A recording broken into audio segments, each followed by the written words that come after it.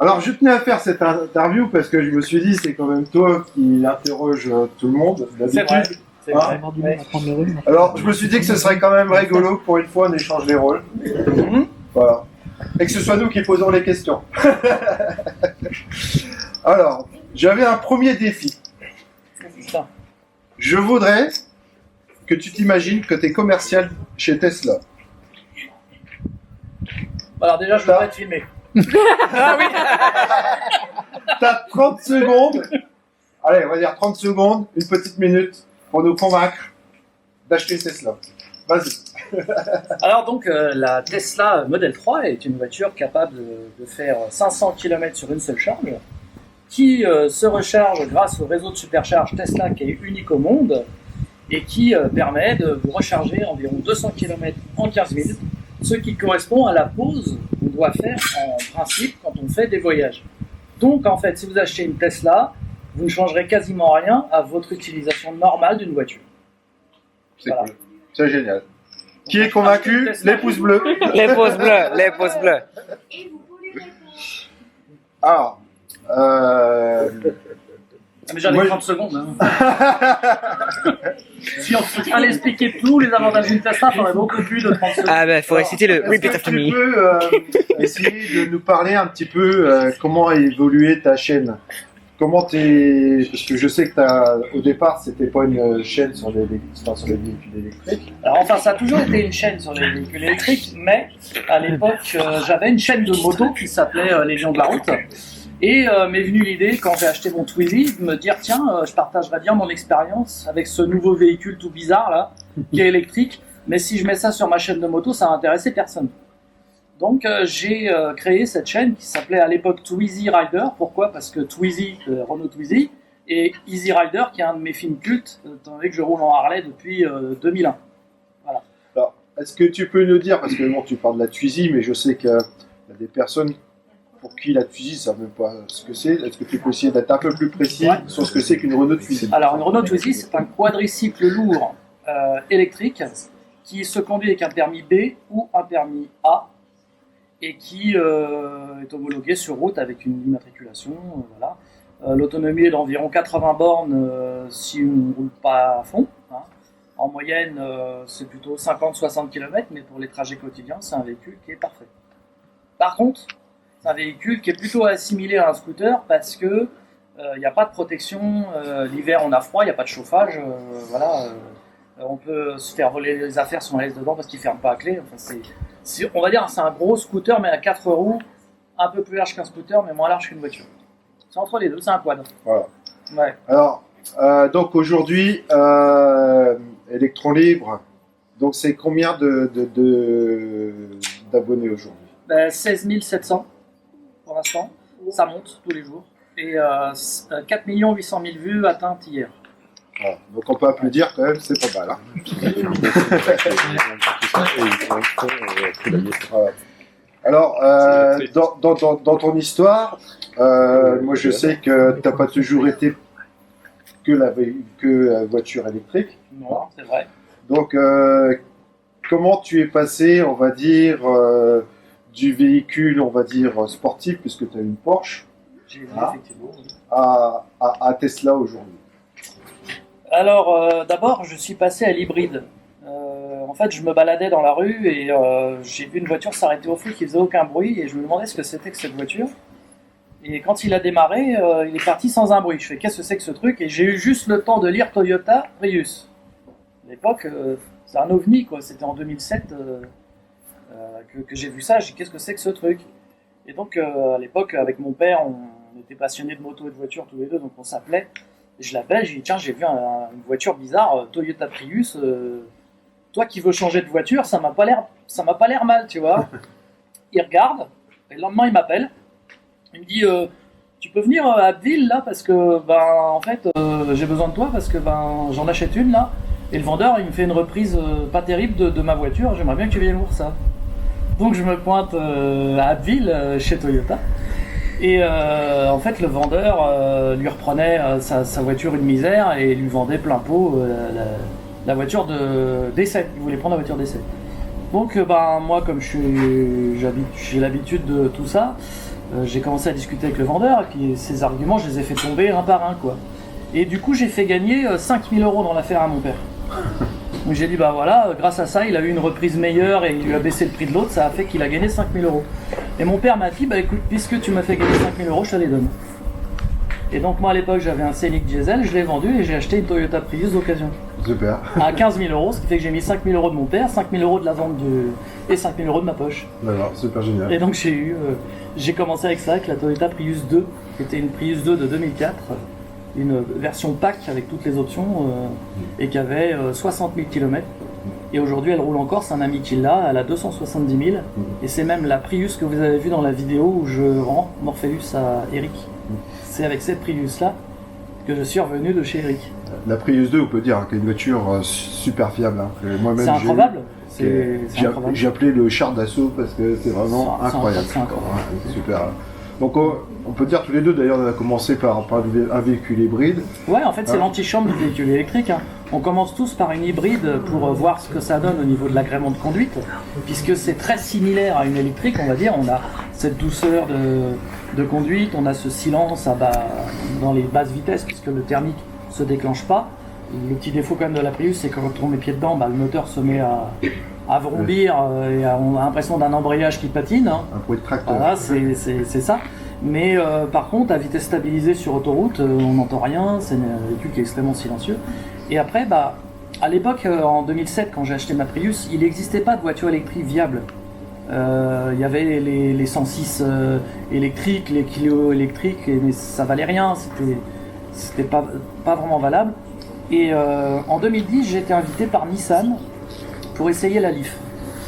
En avant-première, elle n'était pas encore sortie. J'étais invité par Nissan au Bois de Vincennes, je me rappelle, c'était dans le Bois de Vincennes. Et là, j'ai eu la révélation. C'est-à-dire que quand j'ai essayé la Leaf, j'ai fait, mais il me faut une voiture électrique. Parce qu'en fait, le défaut que j'avais avec ma Prius, quand j'appuyais avec le moteur moulinet, dans la Leaf, tu mets pied dedans, il se passe plus rien. T'es collé au siège, parce qu'à l'époque, c'était déjà pas mal. C'était coupleux et tout, et pas un bruit. Et là, tu te dis, ah ouais, non, mais c'est bon, je veux ça, quoi. Ouais. Sauf que ça valait 35 000 €, j'avais pas du tout le budget. Et de là, je suis allé chez Renault voir ce qu'ils faisaient, et il y a le Twizy qui sortait dans la foulée. J'ai acheté le Twizy en me disant, tiens, ce sera un premier pas vers l'électrique en attendant mieux. Et c'est comme ça que j'ai acheté le Renault Twizy pour avoir Je gardais ma Prius, et, parce que j'avais deux Prius à l'époque, donc j'ai vendu une Prius à mon frère, la grise, et j'ai gardé la deuxième Prius qui était une Prius bleue, et j'ai acheté le Twizy à la place de la première Prius, parce que ma femme se servait de la Prius bleue, et moi j'avais le Twizy pour aller au boulot en fait. Et donc petit à petit, t'es arrivé progressivement là. Après on en veut toujours plus, c'est-à-dire que le Twizy c'était bien, mais il me fallait quelque chose avec... J'avais envie d'aller plus loin, donc j'ai commandé une Smart électrique. J'ai eu des soucis, j'ai pas pu aller jusqu'au bout de ma commande, donc j'ai annulé. Il y avait la location de batterie, tout ça, ça m'embêtait un peu. Je me disais, il faut un crédit pour acheter la voiture, plus la location de la batterie, ça commence à faire beaucoup. J'avais abandonné le projet et j'ai trouvé à l'époque une C0 d'occasion chez Citroën. Elle valait pas très cher, elle valait 12 990 €, sachant qu'à l'époque elle était vendue 35 000 neuves. Donc là je l'avais à 12 990 avec seulement 5 000 km. Donc je l'ai acheté comme ça, pas de location de batterie et tout. J'ai roulé pas mal de temps avec cette voiture, j'ai fait presque 20 000 km avec, et je l'ai revendue pour acheter une Peugeot Ion qui avait 5 000 km. Je repartais sur une voiture sans perdre d'argent, enfin je l'avais bien vendue, acheté l'autre pas très cher, et voilà. Et puis donc est arrivé le moment de la rencontre avec Morpheus. Alors la rencontre avec Morpheus, ça n'a pas été tout de suite, parce qu'il y a eu d'abord, j'ai eu connaissance de la marque Tesla, en regardant une émission Turbo où il parlait du Roadster. Je me disais, putain, ça c'est la bagnole de mes rêves, un jour j'aurai une Tesla. Mais un Roadster de place, moi j'ai 2 enfants, jamais j'achèterais ça, ça sert à rien. Et un jour, ils ont présenté la Model S. Et là je dis, ah ouais, oh la caisse, il faut que j'aille chez Tesla voir ça. Et je me pointe à Gennevilliers au flanc comme ça. Je savais qu'ils étaient à Gennevilliers, à l'époque il n'y avait qu'une seule succursale, c'était Gennevilliers, il n'y avait rien d'autre. C'était en 2014. Je me pointe, et là le vendeur qui s'appelait Félix à l'époque me dit, est-ce que vous voulez l'essayer? Moi je ne croyais pas mes yeux, j'avais une bagnole à 120 000 €, il veut me la faire essayer comme ça. Je vais chez Porsche demander ça, le mec il me dit, vous n'êtes pas en costard, cassez-vous quoi. Hein. Donc oui, je dis pourquoi pas. Et donc on prend rendez-vous, parce qu'il ne pouvait pas là tout de suite, mais on prend rendez-vous pour que je l'essaye. Je suis venu avec un ami, Jérôme, il s'appelait Jérôme aussi. Et on a fait un essai, lui il a fait l'aller, moi j'ai fait le retour, que j'ai filmé. C'est mon premier essai de la Model S, une Model S blanche, une P85, les toutes premières. Et alors là, j'ai dit non mais un jour je l'aurai. Un jour je l'aurai. Et c'était trop cher évidemment, c'était 117 000 euros, je crois, un truc comme ça, le modèle que j'ai essayé. J'ai dit bon, ben, c'est bon. Alors, on discutait, on était en tractation quand même. Il me disait, bah, vous savez, il y a la 60 qui existe, qui coûtait 65 000 euros à l'époque. C'est moitié prix. Ah, j'ai dit oui, c'est la même voiture avec moins d'autonomie, moins de puissance, mais une belle voiture. Moi, c'était la. J'avais pas besoin d'avoir 500 chevaux ni quoi que ce soit. À l'époque, je me serais contenté d'une 60. Je dis ouais, c'est pas mal, mais j'hésite quand même mettre autant dans une voiture qui finalement va peut-être être vite obsolète et tout. Bah, il me dit ouais, bah, attendez un petit peu, il va y avoir des modèles qui vont sortir. Il avait des infos qu'il avait comme ça. Et puis au mois de mars, je suis réinvité chez Tesla, mars 2015. Je suis réinvité chez Tesla au circuit de Marcoussis pour essayer la P85D. 700 chevaux sur circuit. Oh, quand j'ai essayé la voiture, c'est devenu une obsession. J'ai dit là, c'est terminé, c'est mort. J'avais l'Opel Ampera à l'époque. Entre temps, j'avais eu d'autres voitures. Hein. J'avais évolué dans ma démarche de me rapprocher de Tesla en achetant une hybride rechargeable. Parce que quand on roule à l'hybride, on passe généralement à l'hybride rechargeable puis à l'électrique. Mais j'avais une petite électrique plus une hybride rechargeable pour les longs trajets. Et donc l'Ampera, que j'ai fait beaucoup de vidéos avec, hein, qu'on peut voir sur ma chaîne. Où je faisais des records d'autonomie, des records de... Voilà. Et donc je me pointe avec l'Ampera chez Tesla et tout. Et puis j'essaye la 700 chevaux. Truc de malade, tenue de route, accélération, enfin bref. Je suis revenu, j'avais la tête comme ça. Je dis c'est pas possible, il faut que j'achète une Tesla. Et je dis mais bon, je peux pas. Là, celle-là, elle était à 170 000 euros, hein, la P85D. C'était pas possible. Et je dis à Félix, à l'époque, je lui dis moi si on en trouve une... on va dire dans les 70 000 euros avec une reprise de la mienne, en fait il faudrait pas que j'emprunte plus de, maximum au taquet de ce que je peux faire, c'est 45 000. Donc il y avait, on va dire, il fallait un ratio de reprise avec, j'ai vendu ma moto à l'époque, tu vois, enfin j'ai dit tant pis, j'arrête la moto, j'ai vendu la moto, j'ai cassé le PEL, j'ai dit bon, il la fallait quoi. Et au mois de mai, Félix m'appelle, il me dit on vient de rentrer un nouveau modèle, une 70D. C'est un modèle intermédiaire entre la 60 qui se faisait toujours et la 85 qui à l'époque c'était le fleuron de chez Tesla. Il dit là on est à un prix qui pourrait correspondre. Il en avait deux, il avait une noire à l'essai et une bleue à l'essai. J'ai flashé sur la bleue, bleu intérieur crème, j'ai dit allez. Et je dis à ma femme, je dis tiens, elle savait hein, déjà que j'étais obsédé par Tesla forcément. J'ai dit viens on va l'essayer, elle me fait non mais de toute façon c'est hors de question, on va pas changer l'Ampera, on vient de l'acheter, ça faisait 1 an et demi qu'on l'avait, puis on va pas acheter une Tesla, ça va pas non. Et je dis bah écoute viens avec moi, et puis en fait ce que j'y ai pas dit c'est quand je suis arrivé à la concession j'ai dit tiens c'est toi qui l'essaye. Et donc on arrive là-bas, donc elle monte à bord, alors au début le vendeur lui fait une blague, il lui ouvre le coffre avant, et puis il dit bah ça c'est le coffre. Ma femme elle me regarde, elle fait non mais c'est plus petit que l'Ampera, tu te fous de ma gueule. Je fais non mais ça c'est le coffre avant. On ouvre le coffre arrière et là tu mets 2 Ampera dedans. Ah oui d'accord, bon déjà là convaincu. Voilà. Elle l'essaye. Bon bah à la fin de l'essai elle fait bon on signe où en fait. Donc voilà. Et là vraiment quand j'ai eu le feu vert j'ai dit allez, là maintenant on se renseigne à la banque, on se fait voilà. Et donc j'avais négocié une reprise de l'Ampera à 18 500 euros chez Tesla. Et j'achetais le modèle d'essai. Donc je leur ai dit bah moi pour que ça colle, il faudrait que je prenne le modèle qui est à l'essai et qu'il y ait une reprise de l'Ampera. Donc on fait les calculs et ça tombait pile dans mon budget à 1000 ou 2000 euros près. On arrivait à serrer un peu, ça passait. Et il y avait 2 choses qui se sont passées. D'abord il me dit par contre il me dit elle avait 1800 km, il me dit il faudrait qu'elle en ait 4000 pour que j'ai le droit de vous la vendre. Là, je dis, moi, vous me la prêtez ce week-end, je reviens à la 4000. Hein. Là, il me regarde avec des yeux ronds, il me fait, vous êtes sérieux là? Je fais, bah oui. Là, il me dit, écoutez, voilà les clés, vous me faites un chèque de 2000 euros pour la compte. Et il me dit, si vous revenez là, donc c'était le vendredi, je suis parti avec, vous revenez lundi matin avec la voiture. Et donc, avec les gosses, On a été à Reims, on a été au Tréport, on a été partout, on est revenu le lundi matin, 4300 km. Là, le vendeur, il m'a regardé, il me dit, vous avez fait quoi? Je tourne en rond. Vous vouliez 4000, la 4000 maintenant? Bah, il me dit, bah voilà, bon bah ok. Donc là, il y a un délai de 3 semaines parce qu'il fallait que la voiture, comme il y avait un bonus écologique, il fallait qu'elle ait 3 mois, je crois, ou un truc comme ça. À l'époque, c'était 3 mois. Et il me dit, bah dans 3 semaines, c'est votre voiture. Il me dit, là, plus personne ne l'essaie. Elle est dans le fond du garage et plus personne n'y touche. C'est votre voiture désormais, mais vous l'aurez dans 3 semaines. Et une semaine et demie après, il me rappelle, il fait, Monsieur Véron, je suis vraiment désolé, on a un souci avec la voiture. Je sais pas, qu'est-ce qui se passe? Elle me dit, elle n'a pas les rétro-électriques. Et puis elle n'a pas le coffre électrique, et ça, on ne savait pas. On pensait qu'elle avait le pack. Ah, je fais, ah merde, je me l'ai vachement emmerdé, alors que je l'avais pas sur mon Ampera.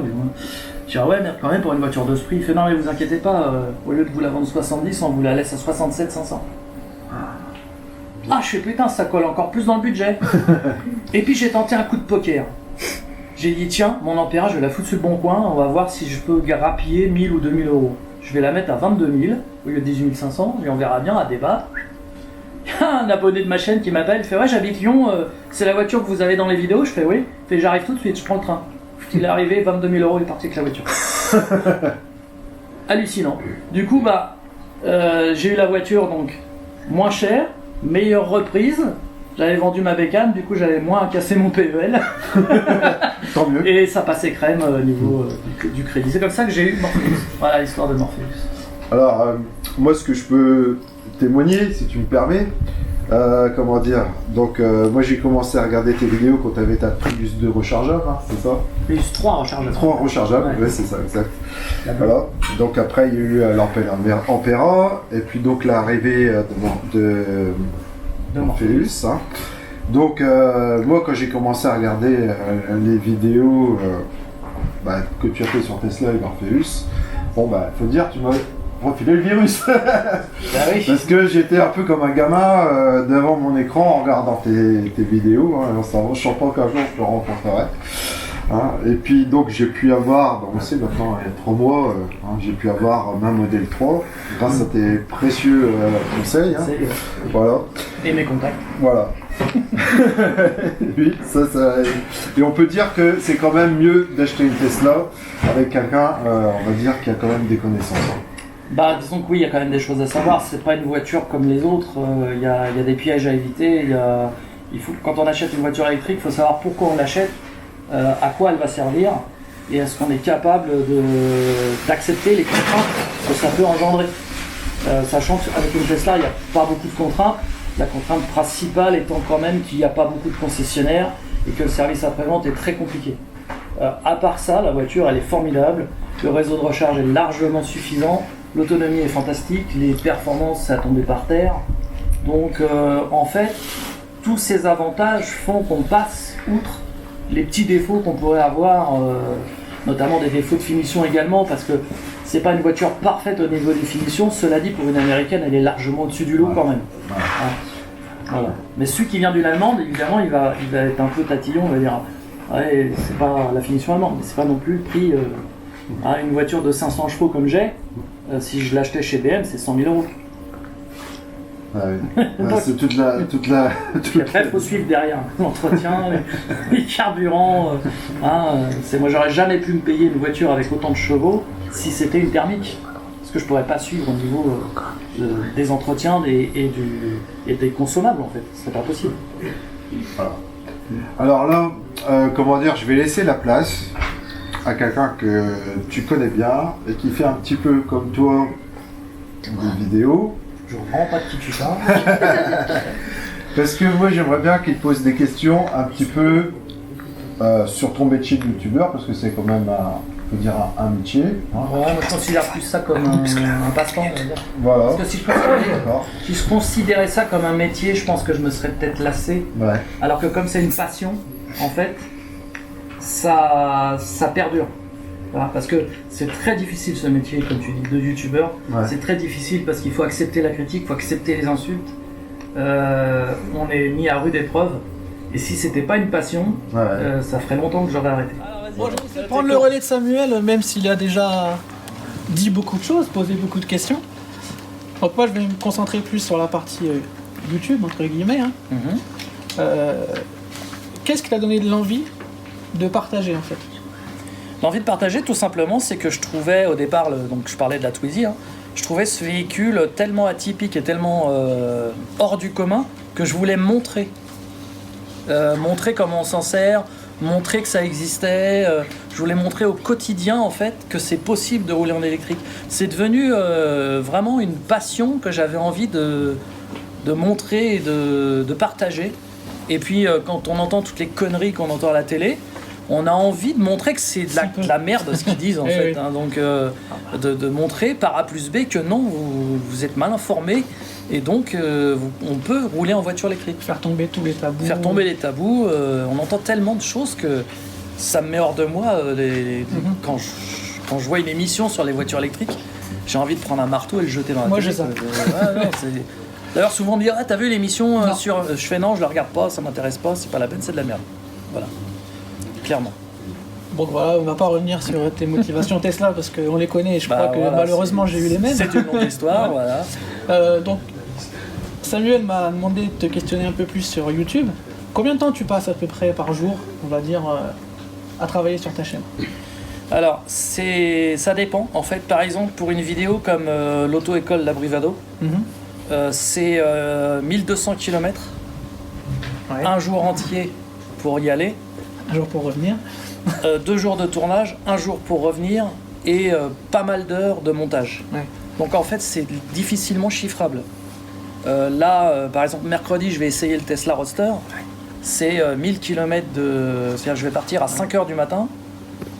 Je vais filmer toute la journée et repartir et rentrer très très tard le soir. Et ensuite, c'est le montage. Donc c'est de l'investissement personnel gigantesque Ouais. pour gagner des clopinettes. Ah là, je peux confirmer. Ah, c'est vraiment, même si j'ai 4 800 000 vues, même si j'ai 16 700 abonnés, je ne fais pas ma vie avec ma chaîne YouTube, ça ne me permet pas de gagner ma vie. J'ai un métier à côté, c'est juste un petit complément de salaire. Voilà, Une question un peu plus technique aussi, j'ai remarqué que pendant une époque tu avais coupé tous les commentaires sur tes vidéos. c'est exact.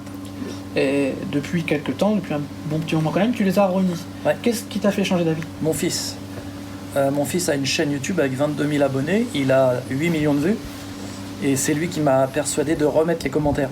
Parce qu'en fait, je recevais que des insultes d'anti-électriques, voilà, ça en allait même jusqu'au physique. Donc à un moment donné, j'ai dit soit j'arrête ma chaîne, soit j'arrête les commentaires.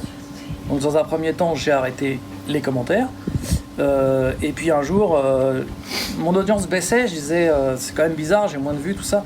Et mon fils m'a dit mais les commentaires, tu les laisses et puis on filtrera, c'est pas grave, tu prends des admins. Donc j'ai pris Eric comme admin, j'ai pris mon fils comme admin et on trie. Tout ce qui est insulte, tout ce qui est troll, on les dégage.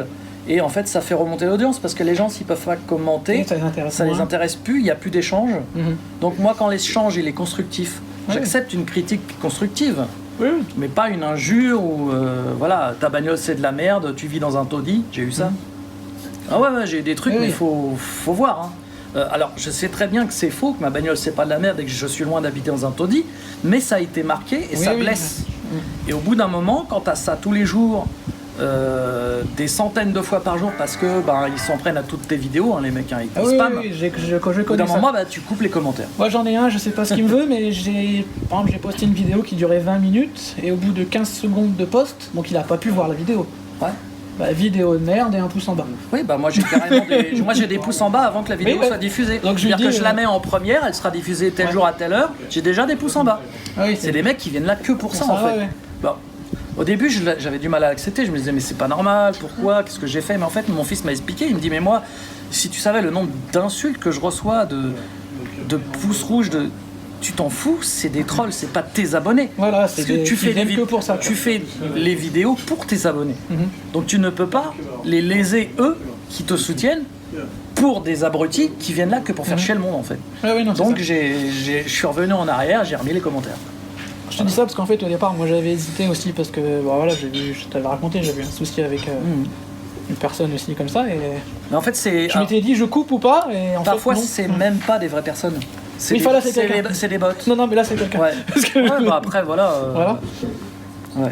Mais il y a des bots qui viennent là pour mettre des pouces rouges, qui sont payés par les lobbies pétroliers. Tu marques VE, voiture électrique, Hop, Tesla, paf, t'as un pouce rouge direct. C'est pas Mais- ta chaîne, c'est Mais comme ça. effectivement, je pense que c'est important qu'il y ait les commentaires parce que c'est là où il y a beaucoup de questions.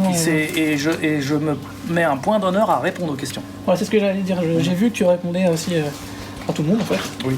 Bah, ceux qui me posent des questions intelligentes. Ouais. Parce que ceux qui me disent bah, tiens, combien tu gagnes, ça te regarde pas. Oui, oui. Voilà. Ton meilleur souvenir de youtubeur? Mon meilleur souvenir de youtubeur, j'en ai beaucoup, celui d'aujourd'hui en fera partie. J'avais fait un road trip pour le Livre France Café.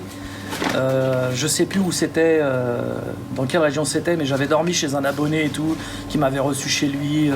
On avait fait du cigouet toute la journée, enfin c'était énorme. Ça c'est des super souvenirs, c'est les rencontres en fait, hein, beaucoup de rencontres. J'ai rencontré énormément de gens grâce à ma chaîne en fait. Heureusement que j'ai ça à côté. C'est un esprit communautaire un peu comme les Ouais, motards c'est à ça. l'époque. Moi, je suis un Complètement, ancien parce que motard, moi je suis un motard, on va dire maintenant du dimanche, parce Oui. qu'avant je faisais 20 000 km par an en moto. Maintenant, ma moto, ça fait 2 ans que je l'ai, j'ai dû faire 1000 km. Voilà, mais Les bon, ratios je ont la pu garde. changer. Voilà. Je la garde, c'est un collector, je la garde. Ouais, c'est l'esprit motard. D'ailleurs, on se salue entre Tesla, c'est assez Ouais, marrant. chouette, ouais. C'est assez marrant. Ton souvenir le plus mauvais dans le sens galère? Une galère qui t'est arrivée sur un tournage ou... Le plus galère, c'était pendant le Tour de France en Zoé, quand on a dû dormir par terre chez Jean-Jacques. Parce que, alors il faisait 40 degrés, hein. On dormait dans un appartement qui doit faire 10 mètres carrés, par terre, sans fenêtre. Parce que Jean-Jacques habite un petit appartement, pas très grand, c'est normal, il est seul. Sauf que quand tu viens à 4, c'est pas trop fait pour. Et en fait, on était tombé... pas en panne avec la Zoé, mais en panne d'hôtel. C'est-à-dire qu'on devait dormir dans un hôtel et il était plein. Et en fait, c'était le festival d'Avignon. Le bon moment quoi, pour Donc, prendre un hôtel. Aucun hôtel à la ronde. Donc, on a dû rouler toute la nuit de borne en borne pour rejoindre Lunel. Donc, on est dû arriver chez lui à 3h30 du matin avec des yeux comme ça. On voyait plus la route. Bref, on s'arrêtait tous les 100 km pour charger la voiture, qui mettait une plombe à charger, parce que c'était une Zoé 22, les toutes premières, donc à l'époque. Et là, à un moment donné, Jean-Jacques, il voulait qu'on dorme sur une aire de repos à même la route. J'ai dit, mais non, là, on va se faire agresser. Donc, bon, on a fini chez lui, mais j'ai dû dormir 1 heure ou 2, pas plus. Et le lendemain, il fallait repartir. Donc ça, ouais, ça, c'est un souvenir assez galère. Un autre souvenir aussi, c'est un concessionnaire Renault qui refusait qu'on se charge, parce qu'il était 17h30 et qu'il finissait à 18h. Donc il a fallu qu'on discute pendant 30 minutes pour qu'il finisse par nous charger quand même. Et donc, sans discussion, on serait déjà reparti en fait, tu vois. Ça, c'est un sujet qui est incroyable parce que Renault pourrait avoir un réseau de charge extraordinaire. C'est ce que je disais, ils ont avec un toutes leurs outil, concessions. ils ont un outil extraordinaire entre les mains et ils font de la merde avec. C'est incompréhensible. C'est- Ils pourraient rivaliser. Voilà, ça, c'est le genre de mauvais souvenirs, mais après, c'est des mauvais souvenirs Sur qui le coup, finalement, quoi, ouais. finalement Ça quand on donne y des repense, on anecdotes, se dit quoi. ouais, Voilà. c'était quand même marrant parce que finalement, puis à côté de ça, il y a eu tellement de choses positives dans ce Tour de France en Zoé que, comme cette vieille dame là il y avait une borne en panne, on appelle une dame qui s'était mise sur ChargeMap. Et elle dit mais bien sûr, venez à la maison, j'ai une borne 22 kW et tout. On est arrivé que la Zoé nous a payé un coup à boire et tout. On a discuté pendant 2 heures, la voiture, on est reparti avec le plein. C'est inoubliable ça. À Carreau c'était, dans le sud. Incroyable. Des moments comme ça, c'est... Si t'avais un rêve pour ta chaîne, là on donne une baguette magique, tu peux faire un... Voilà. Un rêve pour ma Exaucer un chaîne. rêve. Ouais. Pour ta chaîne. Je sais pas, être contacté par Elon Musk qui me dit tiens, je regarde tes vidéos. Ton portable seul. je regarde tes vidéos, je trouve ça cool. Voilà. Pourquoi pas, tu vois, avoir un signe, dire tiens, c'est vu de là-bas. de très loin. Voilà, je sais que Tesla, la marque me regarde attentivement. J'ai des messages. J'en ai eu un très sympathique d'ailleurs hier de vendeur Tesla. Voilà, je sais qu'il regarde mes vidéos, mais j'aimerais bien que un jour Le big boss. le big boss m'envoie un petit message comme ça. Tiens, au ciel s'il écrivait pas ton prénom avec Starlink. Voilà. On sait jamais. Ce serait cool, ce serait la consécration, parce que je suis quand même fan absolu de la marque Tesla et de son concepteur en fait, Du personnage. qui à la base n'est pas le concepteur Non, de la non, marque, c'est pas mais lui. voilà, qui sans lui la marque n'existerait plus en fait. Voilà, Tout à fait. qui est le sauveur de la marque on va dire. Un regret par rapport à ta chaîne? Un regret. De pas l'avoir fait plus tôt. Non, j'ai pas de regret, aucun regret sur ma chaîne. Je suis content de ce que je fais et tant que ça me plaît, je continuerai. Voilà. Je pense que c'est une belle conclusion. Ouais. Voilà. On va appeler Félix pour les questions insolites. Insolite. Ah, mais il paraît que c'est le spécialiste de la question à laquelle on ne peut pas répondre. Merde. C'est celui qui t'insulte. Bonsoir à tous. Alors pour l'info, bonsoir Jérôme. Bonsoir Félix. Donc Ça me rappelle quelqu'un, Félix. Tu vois. oui, alors rassure-toi, j'ai aucun rapport avec le vendeur que tu as pu susciter auparavant. Et pour parler, s'il y en a d'autres qui nous voient, je ne suis pas ta chaîne. Je serai le gars qui envoie les petits pouces bas par robot parce que je suis payé pour D'accord. envoyer les pouces en bas. Non, j'en suis pas là quand même, mais j'ai aucune restriction avec ni la chaîne ni avec la marque. Moi je suis le gars lambda qui roule pour pas cher avec des véhicules pas chers et qui essaye de les faire durer jusqu'à temps qu'elles meurent. D'accord. Donc le rapport avec la Tesla, une voiture dans toutes ces gammes qui est quand même merveilleuse. Hein, grâce à toi, j'ai pu quand même avoir une démonstration fabuleuse de la tenue de route et des performances de cette voiture, grâce à Samuel, du confort évidemment et je dirais l'économie que ça peut engendrer. Et c'est vrai que c'est une voiture merveilleuse. Moi, je ne mettrais pas 50 000 € dans une voiture comme celle-ci. Je me suis toujours dit ça, moi. Ah ouais. Jamais je mettrais ce prix-là dans une voiture. Bah oui, ça paraît fabuleux, Ouais. ça paraît fou. Ouais, ça hein. paraît dingue. Ouais, et un jour ça arrive. Oui. Un jour ça arrive. Bon, c'est tout. C'est des choses comme ça. Moi, en moyenne, dans une voiture, je mettais 4 000, 5 000 euros. Ouais, c'était déjà Jusqu'à Tesla. Bon, après, il y a eu l'Ampera quand même. L'Ampera. Ouais, c'était Je le l'avais- premier pas vers Ouais, un c'était modèle. une voiture déjà que j'avais payé 27 000 euros quand même. Ouais. Ouais. c'était- Elle était neuve, elle avait 9 000 Ouais. km, Mm. elle en valait 47. Ouais. J'avais fait une putain d'affaire, donc là j'ai dit allez, ça vaut le coup. Mais sinon, ouais, en général, bon, ma Prius j'avais mis 15 000, mais mon père m'avait donné 5 000, j'avais vendu l'autre. Donc en fait, je mettais toujours un billet de 5 000 de ma poche, quoi. Ouais, tu vois. Mais alors, Voilà. du coup, la première, ton objectif premier, c'était réellement des économies pour rouler ou il y Alors, avait la- un autre objectif? La Twizy, c'était parce que, en fait, quand je suis passé à l'hybride déjà, Ouais. moi avant je roulais en 6 cylindres BMW, oui. j'en ai eu beaucoup, hein, Ouais. et ça consommait entre 12 et 15 litres au 100. Bah oui. Un jour, les carburants sont montés à 2 € le litre à Paris et 1,80 € dans les campagnes. Ouais. Là, je me suis dit, je vais plus pouvoir suivre. J'ai fait un plein dans la BM, 120 €. Mhm. Je faisais 500 bornes avec. Je fais là, je peux plus suivre. Il faut que je trouve un véhicule qui me revienne tellement moins cher par mois que ça va payer l'essence, Ouais. en fait. Que ça va payer la voiture. C'est-à-dire que les économies de carburant vont payer la voiture. Donc de là, je suis tombé sur la Prius. Je suis passé d'un véhicule qui faisait entre 12 et 15 litres au 100 à un véhicule qui consommait entre 4,5 litres et 6 litres en hiver. Ah oui. Un peu plus avec le chauffage. Oui, oui. Donc j'avais divisé Ta ma consommation, conso par deux. Ouais. Une voiture en plus qui était ultra fiable parce qu'avec la BM j'étais tout le temps au garage, il y avait toujours un truc qui allait pas. Donc en plus du carburant j'avais des réparations. Alors bon, c'était une voiture qui avait des bornes, hein, donc c'était un petit peu normal. Mais voilà, quand j'ai acheté la Prius, je suis tombé dans un univers où on voit plus un garagiste à part pour la révision annuelle. Et là, je me suis dit merde, c'est ça change quoi. C'est fabuleux. Par ouais. contre, j'avais plus le bruit du 6 cylindres, j'avais plus le standing BMW, la voiture extraordinaire. Ni les performances. Et alors, les performances, oui, je les avais plus, mais c'était pas ridicule non plus, Non. comme dirait Eric. Ça marchait plutôt pas mal. Ouais, ça marchait plutôt. Moi, j'ai pas eu des BM qui faisaient 300 ou 400 chevaux. Moi, j'avais une 525 TDS qui faisait 143 chevaux. Ouais, qui marchait très bien. Qui marchait très très bien.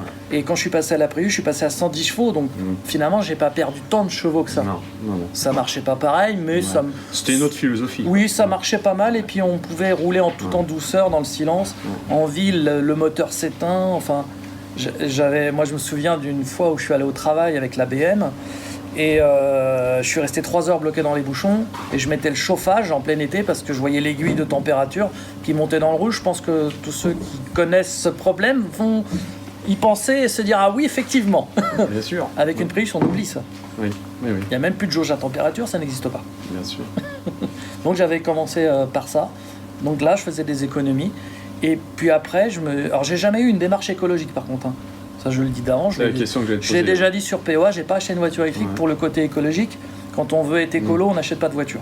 Mm. Clairement, ça c'est dit. Donc, non, je l'ai pas acheté pour l'écologie, je l'ai acheté pour l'économie, Ouais. la fiabilité, l'agrément de conduite. Ça, c'est vrai que c'est ultra fiable, on n'est jamais emmerdé. Ça fait des années que je roule avec ces voitures-là, jamais d'emmerde. Mm. C'est très économique à l'usage, pas à l'achat, mais ça se rattrape Oui, par les économies à l'usage. Mhm. Donc finalement, on s'y retrouve. Mhm. Puis l'agrément de conduite, bien sûr. la tranquillité d'esprit, la douceur, tout en ayant de la patate quand on en a besoin, même avec ma petite Smart. Oui, oui. Moi, j'ai une Smart électrique pour le quotidien. C'est une telle bombe que même les gros scooters sont surpris quand je démarre au feu. Ah ouais. Ah, ça, c'est amusant. Par le fait d'avoir goûté à l'électricité, effectivement. Ouais, Là, c'est la fée électricité. Ouais, quand on ouais. y goûte, Ouais, ça devient c'est une drogue en performant. fait. Ouais, tout à fait. C'est- Alors du coup, qu'est-ce que t'as fait de ta carte GR totale? J'ai jamais eu de carte GR totale. Ouais. Non, moi j'avais pas aucune réduction. Alors si, je vais quand même à la pompe Ah oui. pour laver ma voiture. Ah Oui, ouais, tu retrouves quand même. j'ai quand même la carte ESSO Ouais. pour les lavages. D'accord. Pas la Malgré Tesla, tout, je la lave pas au rouleau, mais la Smart, Ouais. oui. Oui, oui. Ouais, ouais. Ouais. Et alors, du coup, tu me parlais de lavage, je vais rebondir là-dessus. Mm. Et la Tesla, donc tu la laves pas rouleau. Non, je la lave à la main. C'est une préconisation du constructeur? Non, c'est parce que ça raye la peinture, je trouve Ah, ça oui. dégueulasse. Ouais. Morpheus, je l'ai lavé au rouleau au tout début que je lavais. Quand j'ai Mm. vu le résultat, j'ai fait un polish complet Ah oui, et après j'ai arrêté de la laver au rouleau. d'accord. Donc je la lave à la main ou au Karcher en n'insistant pas trop sur Ouais, certains à endroits. longue distance. Voilà, mais plutôt à la main. Moi ou mon épouse, souvent mon épouse d'ailleurs, qui a la main verte pour ça. Ouais. Ah, quand elle fait la voiture, c'est beaucoup plus nickel que quand c'est moi. Ça. Alors, qui est-ce qui l'a sali? Qu'est-ce qui a sali? C'est moi. Ouais, donc, C'est moi qui l'a sali, j'avoue. J'avoue. on se retrouve dans les mêmes stéréotypes. Hein. Ouais, ouais. Ouais, Ah, mais ouais, souvent, je fais tiens, chérie, je vais me faire un road trip là, tu peux me laver la voiture pour demain.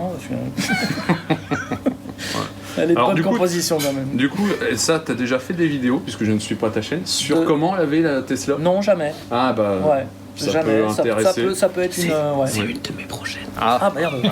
on t'a piqué le... Non, bah c'est tout, on fera Mais pas. cela dit, on fait peut-être pas de la même façon. Non. Non, du tout. Non, parce que il y ma a femme des le fait vidéos pas. qui existent. Il y a Chocolat Garage qui a fait une vidéo Ouais, certainement, ouais. sur comment laver sa voiture. Oui, oui. Moi, j'ai pas jugé spécialement utile de le Non. faire, mais si ça peut intéresser, pourquoi pas. Ouais. Alors, il y a eu beaucoup de mots pour valoriser la marque et puis le modèle, mais j'ai entendu dire par certains utilisateurs qu'il y avait quand même quelques défauts sur ces véhicules. Il y a des défauts de jeunesse. Il faut savoir que la Oui, marque de n'a jeunesse, bien n'a que entendu. 12 ans. Hein. La Ouais. marque n'a que 12 ans, donc ils peuvent pas. Je Bien trouve sûr. que déjà, le niveau qu'ils ont Ah oui. par rapport à. C'est déjà nettement supérieur à pas mal de constructeurs, Ouais. mais ils seront pas au niveau des Allemands, par exemple. Une Ouais. Audi ou une BMW. Et encore, les nouvelles commencent à être de moins en moins. Moi, j'ai vu des C'est-à-dire qu'ils ont des Audi défauts, modernes avec quoi. des décalages de portières aussi. Hein. Ouais, ouais. Voilà. Après, le Moi, problème. j'ai vu des Audi modernes en panne. Ouais. Non, mais le problème chez Tesla, en fait, c'est leur discours. Ouais. C'est-à-dire qu'on arrive, on va à la livraison de sa voiture, Ouais. on constate un défaut, ça arrive, Ouais. ça peut arriver sur n'importe quelle marque. Bien sûr. Mais on n'a pas le droit de dire au client, ouais, mais c'est dans nos standards. C'est normal. Non, ça Non, n'est pas pas normal. normal. Quand tu as une portière qui est décalée de 5 mm, tu peux pas dire au client, c'est normal, c'est dans nos standards. Ouais. Sachant qu'il faut une clé, tu Ouais. fais ça, Et puis, tu remets la porte et tu resserres. Enfin, je le fais moi-même en vidéo, quoi. Mm. Ça me fout hors de moi parce que ça fout en l'air l'image de marque D'accord. de la voiture électrique en général et de la marque Tesla. Oui. Ouais. Mais oui, souvent Donc les gens ça, disent bah, il a mis 50 000 euros, mais c'est une merde. Non, c'est juste que en fait, ils sont pas assez nombreux pour traiter la demande. Il y a tellement de voitures qui arrivent, qui sont tellement débordées qu'en fait, au lieu de se dire on va les réparer, machin, ils disent, oh, c'est dans les standards. Hop. Ils ont baissé les bras. Donc, le message à Elon Musk, Oui, ça serait... ce serait vivement que l'usine allemande soit faite parce que eux, par contre, ils vont pas laisser passer ce genre de choses. améliorer leur qualité. La qualité ouais. de livraison, c'est-à-dire que quand on livre la voiture doit être checkée. S'il y a un défaut, on le corrige. On ne livre pas une voiture au client avec une bosse ou avec une portière décalée, une rayure sur la peinture, Des rayures, oui, c'est tout à fait. corrigé avant. Ouais. Voilà. Qu'on soit pas obligé d'aller chez le détailleur se Ouais, faire pour polisher aller- sa bagnole parce que Tesla l'a pas fait. C'est pas Ouais. non, pas possible. Voilà. Ils sont bons sur le produit. Ils sont très bons sur le produit, très bons sur les prestations de la voiture. C'est une voiture extraordinaire, fiable. Moi, j'ai jamais eu de problème. Ça peut arriver, hein, ça reste un ordinateur sur roue, il peut y avoir des bugs, il peut y avoir des choses comme ça, mais ça se corrige assez facilement. C'est pas une voiture parfaite, mais c'est pour ça qu'on l'aime aussi. Une voiture parfaite, tu te fais chier à force. Oui, s'ennuie. Oui. Là, donc, tu te dis, tiens, il y a un petit truc, hop, tu corriges toi-même, tu es content de l'avoir fait, tu te dis, tiens. On va remercier Elon Musk en fin de compte. Non, mais voilà, c'est une voiture qui est tellement attachante, qui a tellement des côtés. C'est tellement une voiture extraordinaire qu'en fait, on lui pardonne. On lui pardonne un défaut. On va lui pardonner, en fait. Ouais. Voilà. C'est fini alors le moteur thermique? C'est fini. Il n'y en aura plus chez toi? J'adore toujours les moteurs thermiques. Attention, moi je suis pas un écolo qui veut plus entendre parler de moteur thermique. Un bon V8 ou un flat 6, j'adore. Voilà, ça, je kiffe. J'ai un V-Twin dans mon garage qui roule pas beaucoup, mais quand je le démarre, je kiffe. Voilà. Donc, non, je suis absolument pas anti-thermique, faut pas croire, je suis pas sectaire. Par contre, pour rouler avec une voiture d'exception, l'électrique, c'est la solution. Attends, le slogan. Elle est belle. Le slogan. Elle est dans la boîte celle-là. Bravo. Non mais voilà, c'est ça. Regarde. Eh bah écoute, je pense que c'est une belle conclusion. Hein, le slogan est beau. Ouais, voilà. On le garde comme ça. Ouais, mon Merci. ancien slogan c'était je ne bois pas, je ne fume pas, ma voiture non plus, mais et celui-là il va rester dans le. Ouais, mais enfin. Hein, ça peut concerner d'autres personnes parce que du coup, Oui. tu discrimines. Hein. Là, non, là, c'est Non. pas mal. Merci Jérôme. Merci à toi.